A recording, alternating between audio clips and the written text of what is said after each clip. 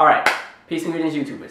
So, Roots the Revamp. I'm actually going to be reviewing each episode as they air, so if you like what you see, just go ahead and subscribe, and I'll be uploading these every Monday night after each episode airs. But I will say this, to be very honest.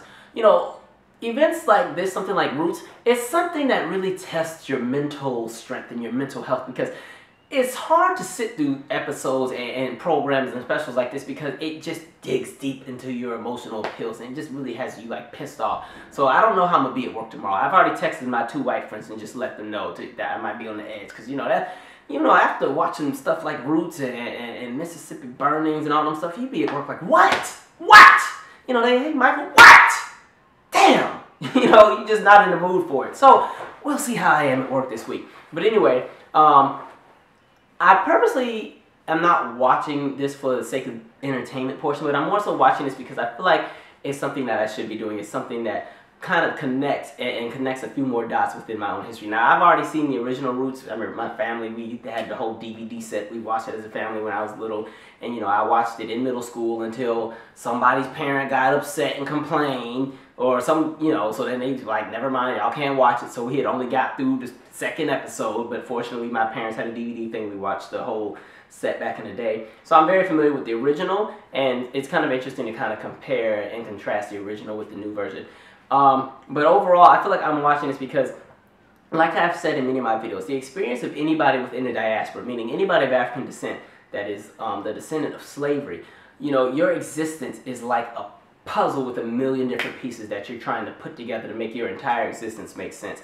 And so I feel like watching this, it's like one little tiny piece to just put on the, to put in the puzzle. I think it was probably like an edge piece, build the foundation for what's going to go in the middle. No, not the foundation, because I feel like we're more than just the result of slavery, so I'm going to put it down in the middle somewhere. But I feel like that kind of plays a role into it.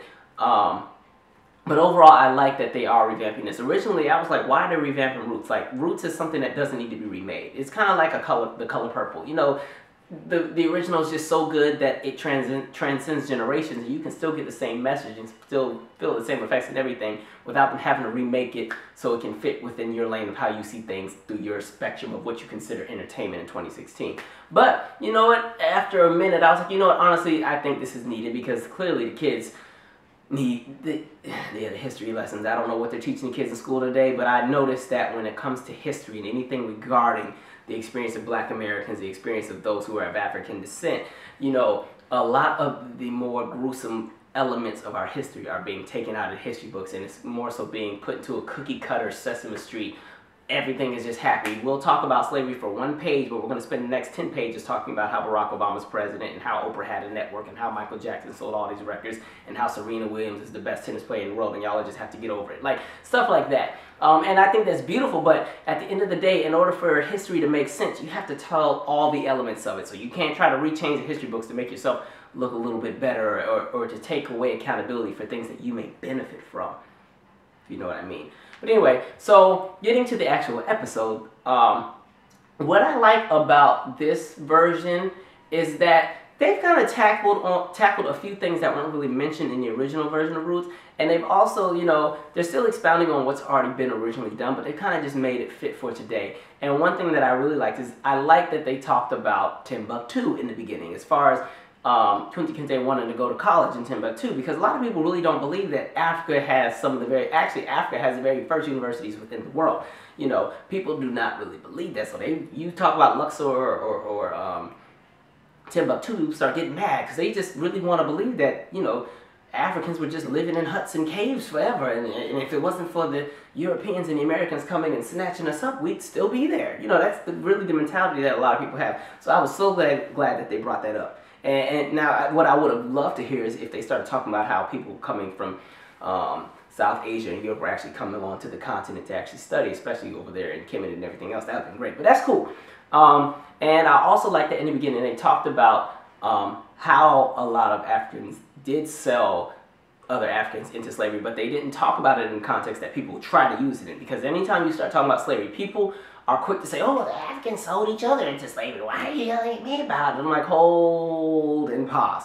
Okay, they did a decent job of expounding upon the fact that, one, servitude and American chattel slavery were two totally different things with two totally different outcomes, and slavery within the continent of Africa, as far as servitude, wasn't something where you were being beaten and lynched and burned and raped and castrated and broken down mentally and losing your religion and losing your languages and losing your family and losing everything, and basically your entire existence. It was brought down to the point of you being stripped of everything and being molded into a freaking puppet to do what was told of you. You know, at that time, servitude was more so something where you were purchased by a family and you still live with the family and you did some different work, but you could pay off your debt and be free.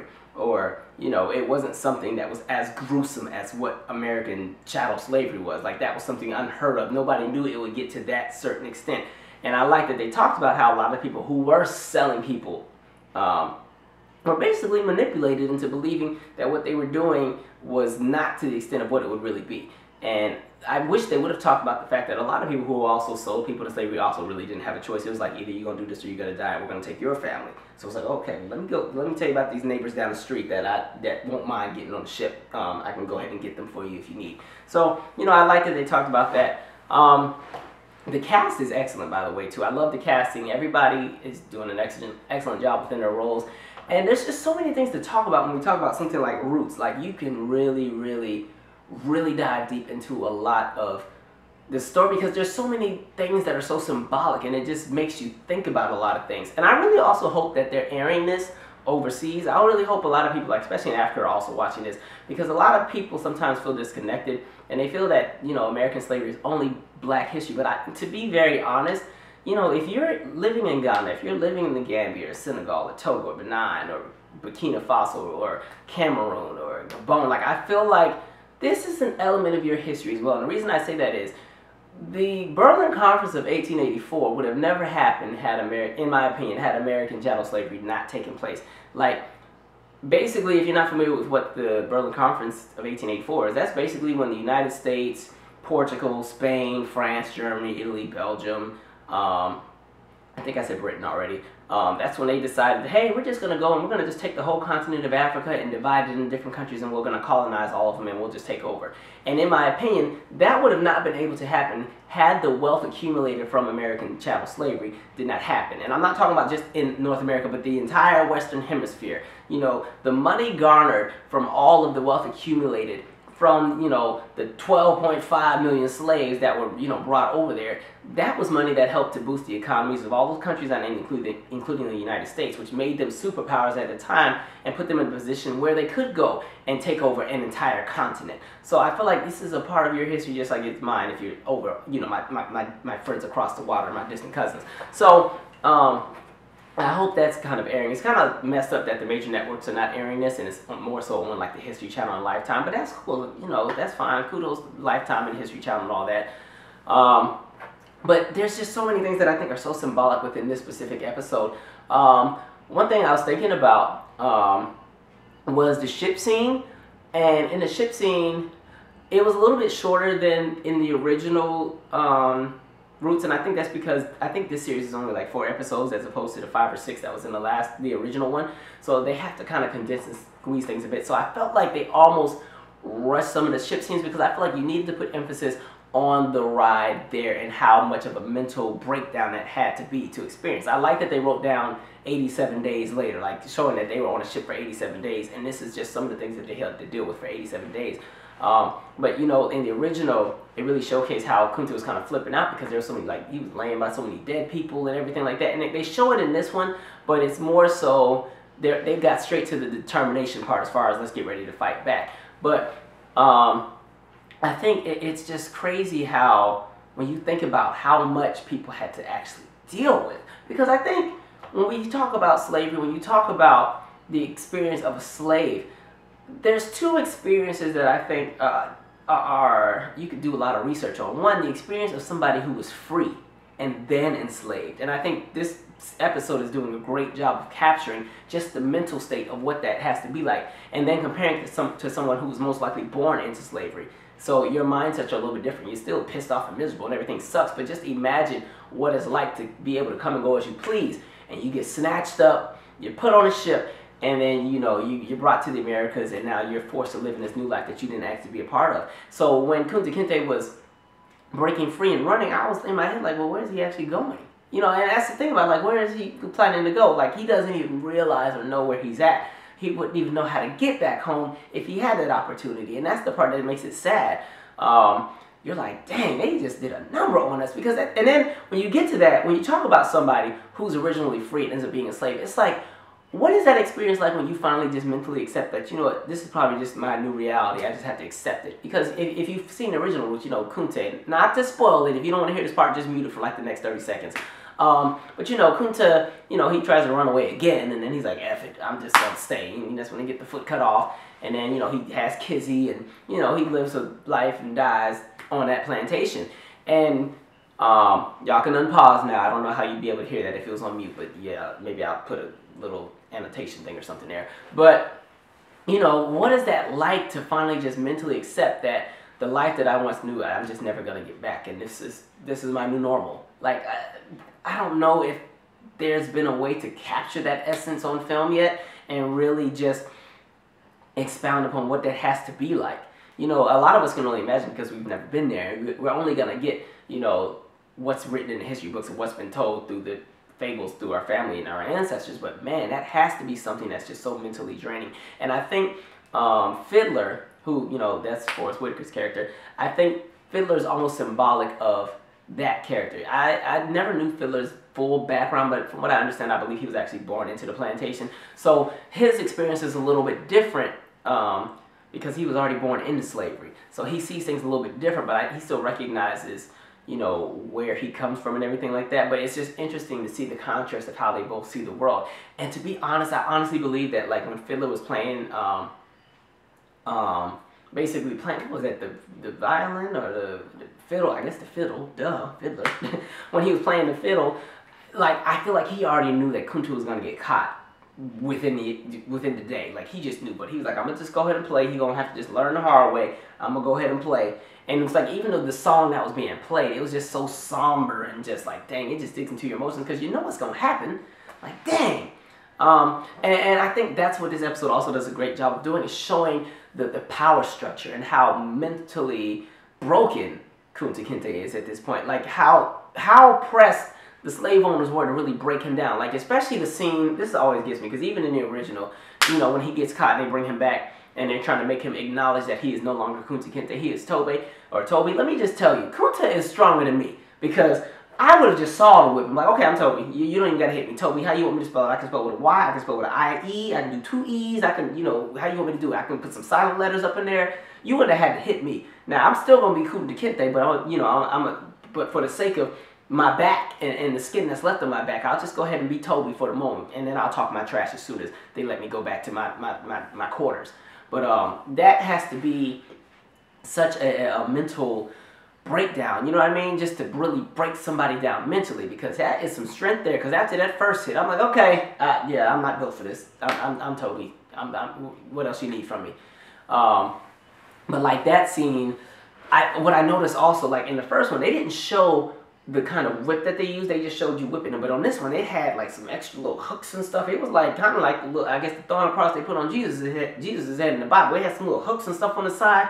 I was like, oh, Lord, so that means when they hit him, it's going to, like, stab him in the back and rip some skin off. And I was like, Lord, I can't do that. Because they even showed that on the ship scene when, the people who had been whipped, and you see the people on the ship scraping the dead skin. I was like, man, hell, I can't watch this crap. Fortunately, my mother was calling me at the same time as I was watching it, so talking to her about some other things, so that kind of calmed me down a bit.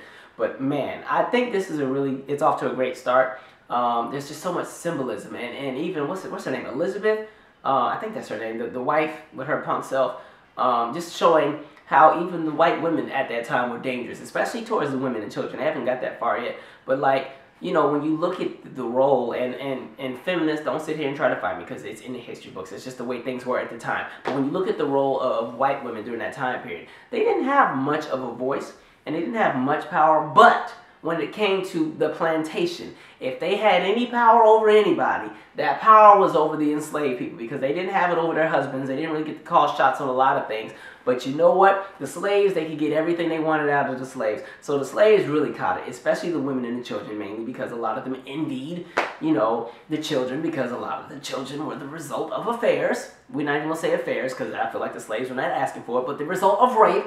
So, you know, they're looking at all these different children from their husband, and, you know, they're looking at these, because let's be honest, a lot of these slaves were gorgeous women, so there is a sense of insecurity, and you're pissed off. And if you really look at the history of sex during the 1800s, white women during that time period were very virtuous. Sex was not something that was as common or as, how do I say it, sensationalized as it is now. It was something where it was very intimate, and it was only between you and your husband, and that's when they weren't even sleeping in the same beds back in the day. So you slept with your husband to have children, and then that was it. And it wasn't something that was more so, you know, a good time. If you were a woman like that, you were considered a harlot, and you were this and that. So, you know, these slave owners needed to get that from somewhere. So who did they go? They fantasized and just objectified the thought of sleeping with a lot of these, you know, enslaved women. So, you know, these enslaved women basically fulfilled the fantasies of a lot of these slave owners. So, of course, the white wives were feeling some kind of way. That's why they was always beating on the women. You know, you take my man. And the freaking slaves like, I didn't ask to do this. I don't want your man. But anyway, I'm ranting. So, can't wait to see what the next episode is going to be like. The scenery's great. The overall, the costume, the everything. The guy that's playing Kunta Kinte is doing an excellent job, by the way. I think this is a great start. I think this is something everybody should really catch. I know a lot of y'all were distracted because the NBA Game 7 was on. I was flipping back and forth doing commercials just to check. But yeah, if you missed the first episode, please check it out. I don't want to spoil too much. The next few episodes, I'll be a little more in-depth about the actual episode, but I just need to get all of this out so we don't do it in the later episodes. Anyway, let me know what you think about the first episode. Hit or miss. What you liked, what you hated, what you wish was in there. There's just so many things that can be told in the story. There's so many things that are I feel like there's so much symbolism in this, and it's very well put together. You know, and honestly, I really should have done a review of Underground as well, because that is my show. Yeah, anyway, I'm out. Subscribe.